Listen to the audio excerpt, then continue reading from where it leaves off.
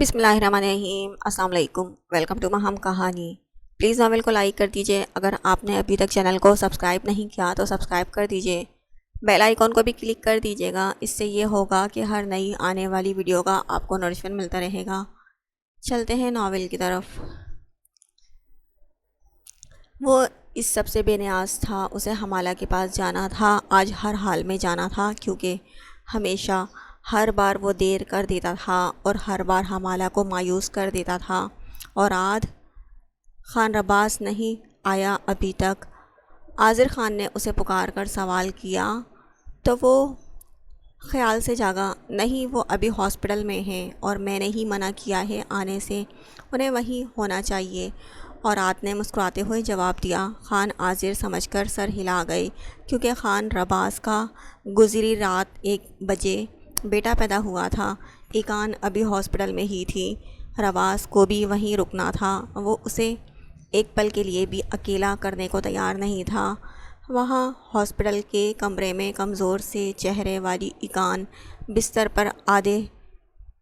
پر آنکھیں بند کیے پڑی تھی اور پہلو میں ننھا سا گڈا سو رہا تھا۔ رباس کمرے میں داخل ہوا تو ان دونوں کو سکون سے سوتا دیکھ کر وہ بے ساختہ مسکرا کر آگے بڑھا۔ تم دونوں ماں بیٹا مجھے خدمت میں لگا کر خود سونے میں مصروف ہو، میرا خیال ہے یا نہیں؟ وہ اپنے بیٹے پر جھک کر مسکراتے ہوئے سرگوشی کر رہا تھا۔ اس کی آواز پر غنودگی میں جاتی ایکان نے آنکھیں کھول کر اسے دیکھا۔ ہم آپ کا انتظار کرتے رہے، آپ آئے نہیں تو تھک کر سونا ہی تھا، وہ مدھم سی آواز میں بولی تھی۔ رباس نے سر اٹھا کر اسے دیکھا تو وہ نرمی سے مسکراتے ہوئے اسی کو دیکھ رہی تھی۔ میرا انتظار تھا تو پکار لینا تھا مجھے۔ دراصل مجھے صبح آفس سے کال آ گئی تھی، سوچا کام نپٹا آؤں، بٹ سوری لیٹ ہو گیا۔ وہ نرمی سے بولتے ہوئے اس کے پاس ہی بیٹھ گیا۔ آپ کو اب بھی اپنے آفس کی پڑی ہے، ہمیں چھوڑ کر چلے گئے وہاں۔ ایکان نے اس کے آفس جانے کا سن کر خفگی سے اسے دیکھا۔ رباس اس کے شکوے پر ہنس کر اسے دیکھنے لگا۔ بہت ناشکری ہو تم، اپنے بھائی کا ایونٹ چھوڑ کر تمہارے پاس بیٹھا ہوں میں اور تم یہاں مجھ سے گلے شکوے کر رہی ہو۔ وہ اس کا ہاتھ تھام کر مسکراہٹ دبائے بول رہا تھا، خان صاحب آپ کو آج حویلی میں ہونا چاہیے تھا، میرے پاس مورے گل اور مورے رکی ہوئی تھی نا، آپ نے ان کو زبردستی بھیج دیا اور خود رک گئے۔ وہ پریشانی سے اسے سمجھانے لگی، تم سے ضروری کچھ نہیں ہے یار، ریلیکس رہو۔ رباس نے اس کے بال نرمی سے سمیٹتے ہوئے محبت سے کہا تو وہ نفی میں سر ہلا گئی۔ پھر بھی خان صاحب اور رات لالا کو برا لگا ہوگا، کچھ دیر کے لیے تو جانا چاہیے تھا۔ ایکان کو اپنا آپ برا لگ رہا تھا۔ اس کی فکر بھری سوچ پر رباس کو بے ساختہ اس پر پیار آیا۔ وہ عقیدت سے اس کے چہرے پر جھکتا، اس کی پیشانی پر لب رکھ گیا۔ پریشان مت ہو ایکان، مجھے خود اور رات نے بھی کہا ہے کہ میں تمہارے پاس رکوں۔ وہ ایسی چھوٹی باتوں پر برا نہیں مناتا، اسے پتہ ہے بیوی کتنی پیاری ہوتی ہے۔ بہت رن مرید ہے میرا بھائی، وہ آنکھ مار کر شرارت سے بولا تھا۔ ایکان اس کی بات پر بے ساختہ ہنس پڑی۔ وہ رن مرید نہیں، کیئرنگ ہیں، اور یہ سب انہوں نے آپ کے یا میرے لیے نہیں کیا، اپنے بھتیجے کے لیے کیا ہے۔ ایکان نے مسکراتی نظروں سے اپنے بیٹے کو دیکھا۔ بھائی کی اتنی طرفداری، تمہیں کیسے پتہ چلی یہ بات؟ ہاسپٹل میں پڑی خواب دیکھ رہی ہو کیا؟ رباس نے ابرو چڑھا کر اسے دیکھا۔ صبح حمالہ کی کال آئی تھی، وہ بتا رہی تھی جب سے اوراد لالا کو اپنے بھتیجے کے پیدا ہونے کا پتہ چلا ہے وہ ایک ہی بات کر رہے ہیں کہ آپ کو بس پورا وقت اپنے بیٹے کو دینا چاہیے، ورنہ باپ کی نظر اندازی سے بچوں میں ساری عمر ایک خلا رہ جاتا ہے۔ ایکان نے حمالہ کی بات اس کے سامنے دہرائی، کچھ معاملوں میں دونوں چھوٹے کچھ زیادہ ہی حساس ہیں، تم ان کو چھوڑو اور یہ بات یاد رکھو کہ جب بیویاں دوسروں کی طرفداری کرتی ہیں تو ان کے شوہر ان سے دور ہو جاتے ہیں، کچھ اچھا بھی سیکھ لیا کرو بیوی۔ رباس بات اپنی طرف موڑ چکا تھا، اس کی چالاکی پر ایکان نے ہنسی دبا کر آنکھیں گھمائیں۔ ابھی وہ کچھ کہتی کہ ان کا بیٹا کسمسا کر دونوں کو متوجہ کر گیا۔ رباس نے اسے تھپک کر سلانا چاہا مگر وہ تھوڑا کسمسا کر ان دونوں کے سنبھلنے سے بھی پہلے منہ کھول کر رونا شروع ہو گیا۔ ایقان نے بھوکلا کر تیزی سے اٹھنا چاہا مگر وجود میں اٹھتی ٹیسوں پر کراہ کر واپس لیٹ گئی۔ رباز چیخ چیخ کر روتے بیٹے کو اٹھا کر سینے سے لگاتے ہوئے اسے تھپکنے لگا اور فکر مندی سے ایقان کو دیکھا جو چہرے پر تکلیف کے تاثرات لیے پڑی تھی۔ تم ٹھیک ہو ایقان؟ رباز نے بیٹے کے چپ ہوتے ہی ایقان کا رخسار تھپ تھپا کر اس سے پوچھا۔ جی ٹھیک ہوں، وہ نرمی سے بولتی رباز کو دیکھنے لگی جو بیٹے کو سینے سے لگائے اس کے بال سہلا رہا تھا۔ اسے دونوں کی فکر تھی، وہ رشتوں میں ناانصافی نہیں کرتا تھا۔ ایقان نے اسے ہمیشہ ہر رشتے کے لیے مخلص دیکھا تھا۔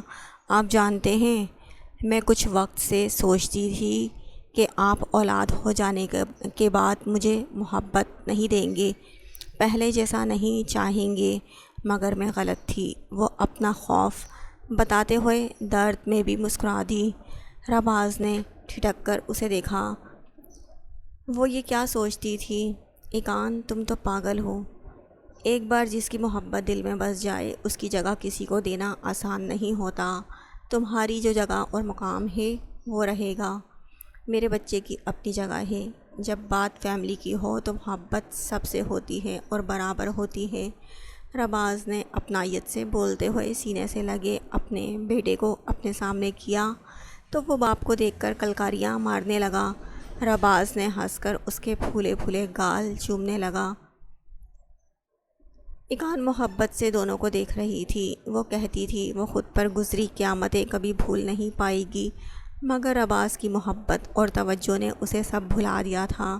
اس کی زندگی مکمل ہو گئی تھی، اس کا تعلق اپنی پریشانیوں سے ختم ہو چکا تھا۔ اسے یہی امید تھی اور اسے یقین تھا خان رباز اس کی امید کبھی ختم نہیں ہونے دے گا۔ اس کا یقین غلط بھی نہیں تھا۔ اور رات زنان خانے میں پہنچا تو خانی بیگم نے اسے پکار کر اپنے پاس بیٹھنے کا کہا۔ پریحان اور گل جان بھی وہیں بیٹھی مسکرا رہی تھیں۔ اس نے ایک بے چین نظر اپنے کمرے کے دروازے پر ڈالی اور ان کے پاس جا کر رک گیا۔ کیا ہوا؟ اور رات یہاں پہ بیٹھ جاؤ، جلدی میں لگ رہے ہو۔ پریحان نے اسے بیٹھنے کا کہا تو وہ نفی میں سر ہلا گیا۔ مجھے حمالہ کو شہر لے جانا ہے، آپ بات کر لیں، میں واقعی جلدی میں ہوں۔ وہ سنجیدگی سے بولا۔ کیوں لے جانا ہے؟ ابھی تم اسے کہیں نہیں لے جا سکتے، بلکہ تمہیں بھی کچھ ماہ یہیں رکنا چاہیے۔ خانی بیگم نے بے ساختہ اسے ٹوکا تھا۔ مورے پلیز، میں جانتا ہوں اب مجھے رکنا ہے، میں رک جاؤں گا، مگر حمالہ کو شاپنگ کے لیے لے جانا ہے اور آج میں اسے ضرور لے جاؤں گا۔ وہ بھی اٹل لہجے میں اپنا فیصلہ سنا رہا تھا۔ اور آج ان کی بات تو سن لو، تم حمالہ کو خوش کرنے کے چکر میں جذباتی ہی ہو جاتے ہو۔ پریحان نے مسکراہٹ دبا کر اسے سمجھانے کی کوشش کی۔ اور رات نے گہرا سانس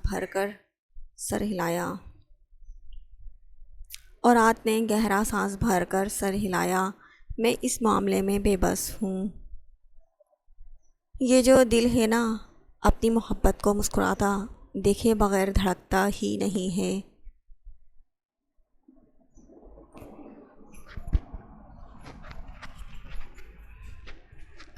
میں اس معاملے میں بے بس ہوں۔ یہ جو دل ہے نا، اپنی محبت کو مسکراتا دیکھے بغیر دھڑکتا ہی نہیں ہے۔ جذباتی کون ہوا ہے؟ میں تو شرمندہ ہوں، اس سے کیا وعدہ ایک بار بھی پورا نہیں کر پایا، مگر آج ایسا نہیں ہوگا۔ وہ سب کے درمیان صاف گوئی سے بولا تھا۔ وہ تینوں اسے دیکھ کر رہ گئیں۔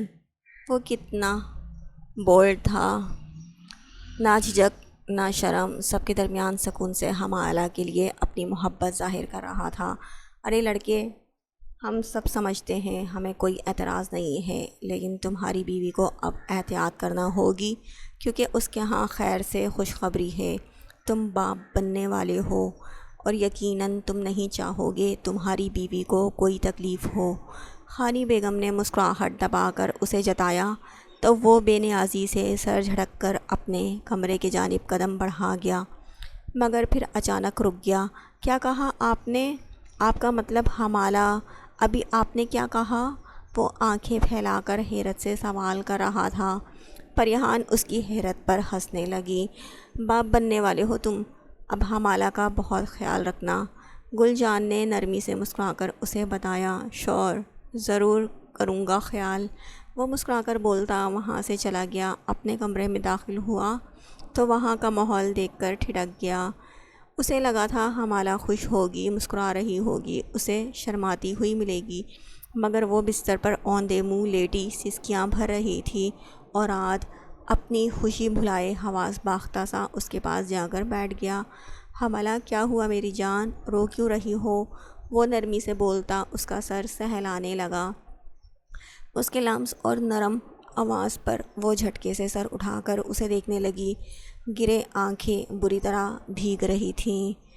آپ کو آج بھی بھول گیا، مجھے شاپنگ پر جانا تھا، اب آئے ہیں جب دن ڈھل رہا ہے، اب سب منع کریں گے اور آپ بھی رک جائیں گے۔ حمالہ کی کوئی اہمیت نہیں ہے، وہ خفگی سے بولتی پھر سے اپنے بازوؤں میں چہرہ چھپا گئی تھی اور ہاتھ نے لب دانتوں تلے دبا کر اسے دیکھا اور اس کی کلائی تھام کر نرمی سے اسے سیدھا کیا۔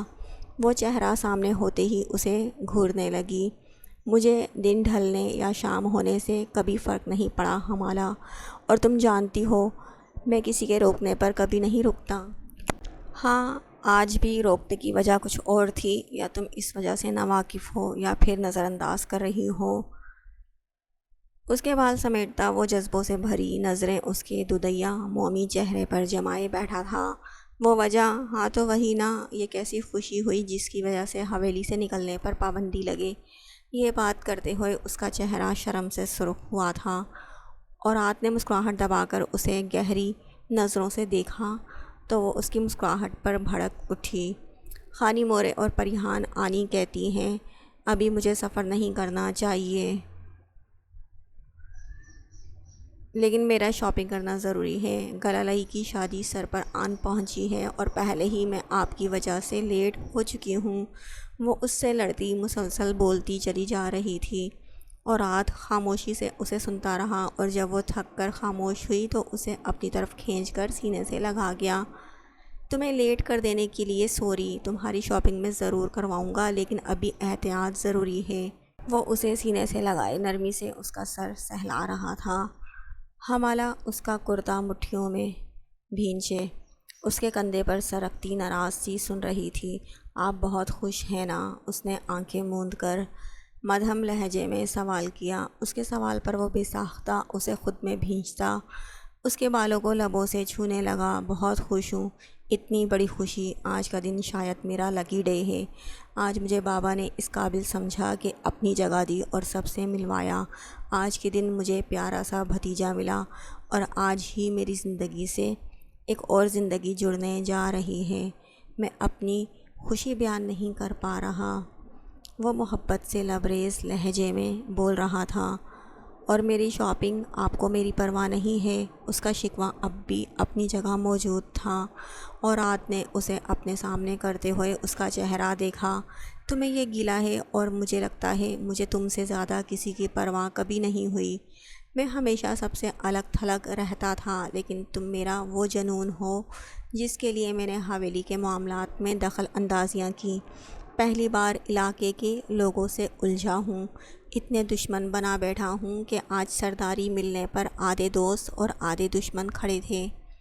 تم نے مجھے جنونی کر دیا ہے حمالہ، میری لاپرواہی کہیں دور جا سوئی ہے، میری بے نیازی اور غرور کو زنگ لگ گیا ہے۔ تمہیں سوچتا ہوں تو اور کچھ یاد ہی نہیں رہتا۔ وہ اس کا چہرہ اپنے ہاتھوں کے پیالے میں بھر کر شدت سے بھرپور لہجے میں بول رہا تھا۔ گہری نیلی آنکھیں حمالہ کے چہرے کا اطراف کر رہی تھی۔ وہ بڑی بڑی آنکھیں پھیلائے اسے دیکھ رہی تھی۔ ایسا لگ رہا تھا آج کے بعد اس کی محبت پر شک نہیں کرے گی، حالانکہ وہ جانتا تھا ابھی اس کے الفاظ کے اثر سے نکلتے ہی وہ اپنا رونا روئے گی۔ وہ گرم جوشی سے اس کے نم مومی رخساروں پر لب بکھیرنے لگا اور وہ اس کی محبت، اس کے الفاظ اور اس کے جان لیوا انداز کشش سے بھرپور تھے۔ وہ اس کے لبوں پر ہاتھ رکھ کر اسے دور کرتی شرم سے سرخ چہرہ لیے نظر جھکا گئی اور رات ہنس کر اس کی ناک دبا گیا۔ میری شاپنگ کیسے ہوگی؟ کچھ توقف کے بعد وہ پھر سے روحان سے لہجے میں بولی۔ اورات کو اس کی معصوم صورت پر چالاکی دیکھ کر ہنسی آئی۔ وہ اس کا دل دھڑکا دیتی تھی، بار بار مسلسل محبت میں مبتلا کر دیتی تھی، جنون میں مبتلا کر رہی تھی۔ وہ پاگل ہو رہا تھا۔ الہام کو بھی ابھی جانا تھا، وہ ہوتا تو مجھے لے بھی جاتا۔ وہ اس کی خاموشی پر آنکھیں جھپکتی سنا رہی تھی۔ اورات نے اس کی تھوڑی تھام کر چہرہ اوپر کرتے ہوئے نرمی سے اس کے سرخ ہوتی ناک کو چھوا۔ میں کروا دوں گا شاپنگ، وہ میرا مسئلہ ہے، جیسے بھی کرواؤں۔ اب گلے شکوے مت کرو، میں تمہیں محسوس کرنا چاہتا ہوں، میں اس پل کو محسوس کرنا چاہتا ہوں کہ میں باپ بننے والا ہوں۔ تم نے میرے ادھورے پن کو مکمل کر دیا۔ وہ اسے اپنے حصار میں لیتا اس کے بکھرے بالوں میں چہرہ چھپا کر سرگوشی میں بولا۔ ہم آنکھیں میچتی لب سی گئی۔ اسے اپنی خریداری سے مطلب تھا، وہ ہو جائے تو باقی سب خیر تھی۔ اسے اورات کی محبت پر شک نہیں تھا، وہ جانتی تھی وہ اس سے بے پناہ محبت کرتا ہے۔ وہ بس اسے بلیک میل کرنے کے لیے جذباتی ڈرامے کرتی تھی، اور اس کے ڈراموں سے اورات بخوبی واقف تھا۔ ان کا تعلق ہی ایسا تھا، وہ سچ جان کر بھی نظر انداز کر دیتے تھے۔ وہ اسی میں خوش تھے۔ حویلی میں غم کے بادل اور پریشانیاں آہستہ آہستہ ختم ہونے لگی تھیں۔ اب یقیناً خوشیوں کی باری تھی، اور آغاز تو ہو ہی چکا تھا۔ ابراہیم اپنے گھر میں خوش رہ رہا تھا۔ وہ حویلی آتا تھا، وہ سب سے ملتا تھا اور لوٹ جاتا تھا۔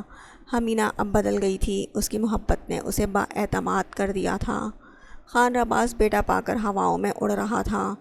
اس کے لیے یہ فرق کرنا مشکل ہو گیا تھا کہ وہ اپنے بیٹے سے زیادہ محبت کرتا ہے یا ایقان سے، مگر سچ تو یہ تھا کہ ان دونوں کا مقام برابر تھا۔ الہام کچھ ماہ پہلے احوات کو لے کر واپس فورن جا چکا تھا۔ دل جمی سے وہ اپنی اسپیشلائزیشن کر رہا تھا، مگر گھر لوٹنے پر ہلکی پھلکی ڈریسنگ کر کے بالوں کا ڈھیلا سا جوڑا بنا کر کچن میں لگی احوات کو دیکھ کر اس کی تھکن اور بیزاری اڑن چھو ہو جاتی تھی۔ کیف سے لمبے لمبے فرمائشی پروگرام چلانے والی علیحہ ماں بننے کی خوشخبری کے بعد سے مزید پھیل گئی تھی۔ بظاہر اس کے نخروں سے تنگ ہوتا کیف دل میں اس کے روپ پر 100 بار صدقے جاتا تھا۔ ایاز خان اور اسوان کے درمیان آج بھی ویسا ہی تعلق تھا۔ ایاز سے اپنی چیزیں چھپا چھپا کر رکھنے والی اسوان اب بھی ایاز خان کے ہر پرسنل لاکر اور چیزوں پر حق جماتی تھی، اور وہ اس کی حرکتوں پر ہنسنے کے علاوہ کچھ نہیں کر سکتا تھا۔ ریما سے لڑتی جھگڑتی گلالئی اپنی شادی میں نہایت بے شرمی سے سارے ارمان پورے کر رہی تھی۔ اس کی چلتی زبان سے تنگ آ کر ریما سر پکڑ کر بیٹھتی تھی، مگر ادب خان کے بقول گلالئی کی زبان کے آگے خندق تھی، اور اسے چپ کروانا مشکل نہیں ناممکن کام تھا۔ ہاں، مگر میثم کو قابو کرنا گلالئی کے لیے فی الحال مشکل ہو رہا تھا، کیونکہ وہ اس کی کالز کو نہایت مزے سے انسنا کر دیتا تھا۔ اورات خانزادہ کی زندگی قدرے مشکل اور مصروف ہو گئی تھی۔ علاقے کے معاملات اور جرگے کی ذمہ داری کے علاوہ حویلی میں حمالہ کو سنبھالنا سب سے مشکل کام تھا۔ اس کے نخرے دن بدن بڑھتے جا رہے تھے، اور اگر کہیں اورات سمجھانے کی کوشش کرتا تو اس کا ایک ہی شکوہ ہوتا کہ وہ اس کی پرواہ نہیں کرتا۔ اورات اس کو سب کے درمیان ڈیفینڈ کرتا رہتا تھا، اور اکیلے میں اسے حمالہ کی کسی بات پر کوئی اعتراض نہیں تھا۔ ہر انسان کی محبت کا الگ روپ ہوتا ہے، ہر روپ پیارا ہوتا ہے، ہر رنگ انوکھا ہوتا ہے۔ رشتوں میں اصل ضروری چیز توازن ہوتا ہے۔ توازن ہو تو پھر چاہے مان، محبت اور ضد، نخرہ حد سے بڑھ جائے، سب برداشت کے قابل ہوتے ہیں۔ محبت سکون ہوتی ہے اگر سب رشتوں سے برابر کی جائے۔ محبت اطمینان ہے اگر اصل حقدار سے کی جائے۔ محبت کبھی کبھی مشکل جذبہ بھی بن جاتی ہے اگر اس میں جنون شامل ہو، اگر وہ عشق کا روپ ہو، اور اگر کسی ایک انسان سے خود سے بڑھ کر حد سے زیادہ محبت کی جائے، وہ محبت عشق بن جاتی ہے۔ اور خان حویلی نے جیسے قسم کھائی تھی محبت کریں گے تو ایسی کہ عشق لگے، اور عشق بھی جنونی سا، مکمل اور پر اثر سا۔ اور یہ محبت شاید ہر انسان کو ایک بار ضرور ملتی ہے۔ کوئی پہچان لیتا ہے اور کوئی پہچاننے سے قاصر ہو کر گنوا دیتا ہے، جو پا لیتا ہے وہ جی جاتا ہے، جو گنوا دے اس کی عمر پچھتاوے میں تمام ہو جاتی ہے۔ بالکل ویسے جیسے خٹک حویلی کے اندھیرے کمرے میں ایک ٹانگ سے معذور ماہد خان نے زندگی میں آنے کے بعد بھی اپنی محبت گنوا دی تھی، اور کچھ لوگ ساری زندگی محبت، سکون اور اپنائیت سے نظر موڑے جلتے کڑتے رہتے ہیں۔ بالکل ویسے جیسے اوراد خانزادہ کے سردار بننے کی خبر سن کر اپنی حویلی کے بائیں باغ میں غصے سے چیختا حاضر خان تھا، جو خوشی سے محروم تھا، محروم ہی رہنے والا تھا۔ اور کچھ لوگ عمر ضائع کرنے کے بعد سبق سیکھ ہی لیتے ہیں، اپنی ناکامی کا اعتراف کر ہی لیتے ہیں۔ بالکل ویسے ہی جیسے اپنے ڈیرے پر گمسم بیٹھے ہاشم خان کے وجود پر شکست کا رنگ پھیلا ہوا تھا۔ محبت صرف ان کو ملتی ہے جن کے دل خالص ہوتے ہیں، جن کا دل حسد، غرور اور نفرت سے پاک ہوتا ہے، کیونکہ محبت کا وجود ایسے جذبات کے ساتھ بالکل پروان نہیں چڑھ سکتا۔ محبت کے لیے خالص پن ضروری ہے، محبت کے لیے جھک جانا ضروری ہے۔ The end.